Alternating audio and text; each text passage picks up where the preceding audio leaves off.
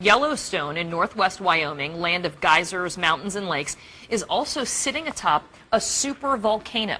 And it just took what scientists describe as a deep breath, causing miles of ground to rise dramatically. So what does this mean? Well, joining us right now is Michio Kaku. He is a physics professor at the City University of New York and the author of the upcoming book, Physics of the Future. Thanks so much for joining us. Glad to be on. So the last time this happened was 640,000 years ago. We're due?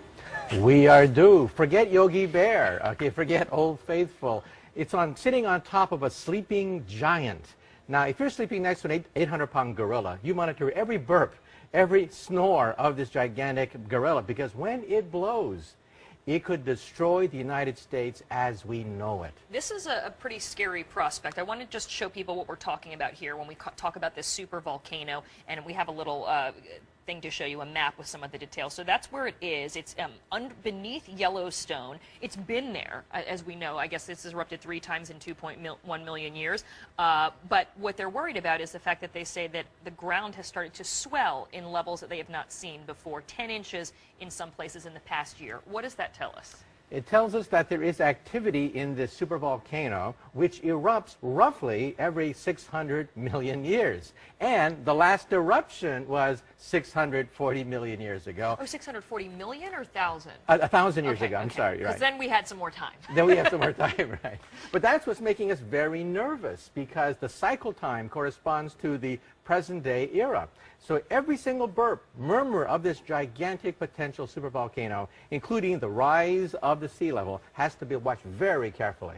All right, so when we talk about this, and we have pictures of Mount St. Helen erupting back in 1980. Let's just show this right now. You say that an explosion with this supervolcano under Yellowstone, and there we're seeing the Mount St. Helens, would be 1,000 times bigger than this. What type of damage are we talking about here? We're talking about immediate damage out to 100 miles from the site. That is total devastation, basically wiping out everything in sight. However, the real damage goes out to 500 miles if you include volcanic ash, poisonous gases, death of wildlife and vegetation, and that's a ring about 1,000 miles across. That's the heartline of America.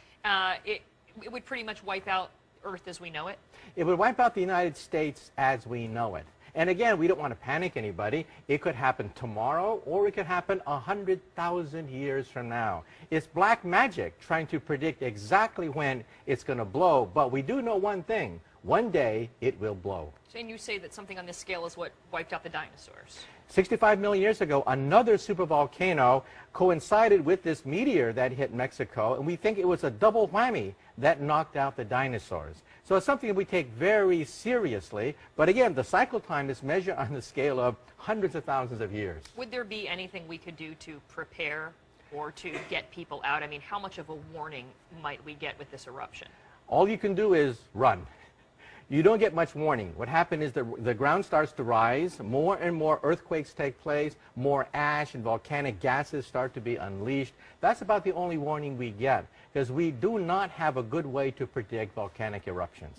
Are we getting a better way to do it, or are we just at the mercy of Mother Nature? We're still clueless. We're still monitoring it very carefully, looking for the warning signs. That's why this sudden rise in the Earth, even though it's not immediately dangerous, is being looked at very carefully, because we have no experience with supervolcanoes. We've seen Mount St. Helens. We've seen Krakatoa. But a supervolcano erupting in our lifetime, we have no understanding of the scope of that thing. We just see the evidence of previous eruptions. It's amazing. So you say it could be tomorrow, it could be in 100,000 years, but it's under there. It's there, and it will happen. At one point, it will destroy North America as we know it. Man, that explains us, really explains us. The spokesperson says that statement comes after the government looked at several data sources other than this tape, although they will not tell us what those data sources were. With us now, the physicist, Michio Kaku. He is the author of Physics of the Impossible and is about to explain to us exactly what happened. Thank you for coming. Glad to be on. Help me. You've gone point by point by point. Frame by frame, I've gone through the video. So you stopped this video and you looked at frame by frame by frame, and what did you learn? At first, I thought, oh my God, an unauthorized launch of a ballistic missile. This is scandalous. Or an accident. Or an accident, right? Yeah. But then I said to myself, wait a minute. When you go frame by frame, something is wrong. First of all, The object is not accelerating. Rockets have booster rockets that take it to 18,000 miles per hour. This thing is cruising at a constant velocity. Second, is changing direction slightly. Ballistic missiles never change directions. Third, it's going in the wrong direction. We fire from Los Angeles, Vandenberg. We fire east to west to Kwajalein in the Pacific, sometimes north over a polar orbit. This thing was going northeast in the wrong direction. And also, even though it looks like it's going vertically up, maybe you're looking at it edge on. When you look at an airplane going edge on, it looks like it's going straight up when it's actually cruising very gently. Not only that, contrails expand rapidly at the base. The older it is, the larger they expand. Like the contrail right there. Right. So it looks as if that thing is moving away from you, right? Actually, it's probably moving toward you. Huh. It's an optical illusion caused by the fact that we look at the bottom, we think the bottom is closer than the top. When actually, it's fatter. Yeah, because it's fatter, because the contrails expand. Now, there's airplanes from Hawaii to Phoenix that go right over Los Angeles at around exactly the time which is in question. So it's probably a commercial airliner that is cruising very slowly, and the killer is, this is now the smoking gun. We have radar analysis of the entire area. We see no evidence of a fast-moving object. All we see are airplanes. That's all we see in the area. So why doesn't the Pentagon simply come out and say what we physicists believe, that it is an airplane? And the reason is it's always hard to disprove a negative. Right. It's always easier to prove a positive, but to disprove a negative is very difficult. You can't rule out this possibility or that probability with a certain % error, right? That's why the Pentagon is being very coy about this, I think.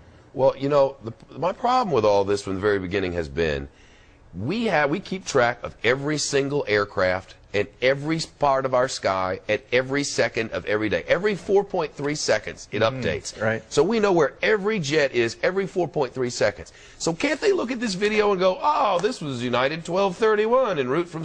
I mean, that would help. Why put us through all of this? Well, it's hard to disprove a negative. In other words, I know, the radar... But if you were the FAA, you could say, all right, we know exactly the time this was taken because it went live on their air. They can say this was this flight. Why won't they? I think they need a new PR director. Okay. I think that's what they really need, because they really need a dose of reality. You know, the Pentagon has to interface with the public. Yeah. The public is a taxpayer. They pay the bills. And the taxpayer has a right to know what is going over their skies.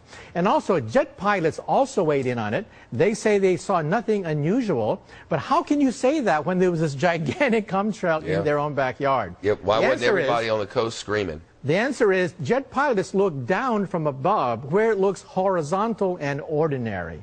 We look at it from the bottom up, and we see these gigantic plumes of gas shooting straight up. But somebody up there looking down sees a horizontal plume of exhaust. Therefore, that's why the pilots say, I saw nothing. There's nothing out of the ordinary there. It's a jet, isn't it? It's a jet. In other words, you look at all the dots, and you take the simplest line that goes across all the dots, and that's a jet.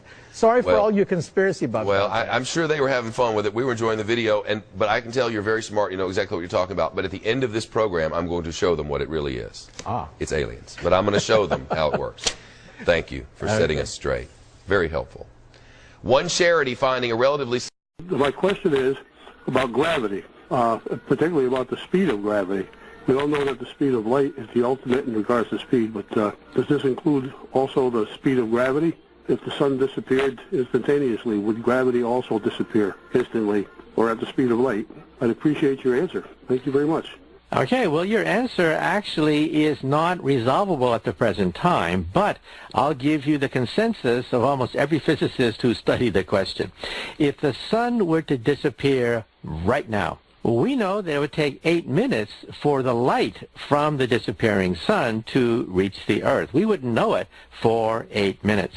Now, Einstein says nothing can go faster than light. Even gravity cannot go faster than light, meaning that we wouldn't feel the gravitational shock wave for 8 minutes. The Earth would not be thrown out of its orbit and flung into deep space for 8 minutes. And then the question is, how do I know that? No one has ever done this experiment. Gravity is very weak unless you go to the galactic or the stellar scale. And so for the most part, you never feel the effects of gravity that can be measured easily in the laboratory. So it's quite difficult to do experiments on gravity, and nobody has measured the speed of gravity, because gravity would change so quickly. However, every scientist believes in relativity theory because it works every time, and so we think, but we cannot prove, that it would take 8 minutes for the disturbance of the vanishing sun to reach the planet Earth. Now, one day, we may be able to do this experiment with quasars in outer space, with exploding stars, exploding black holes and things like this. But at the present time, our technology is not sophisticated enough to answer the question, how fast does gravity travel? I'd be willing to put money on the table and say that if there's a disturbance in the universe someplace, we wouldn't know until the gravity wave reaches us at the speed of light.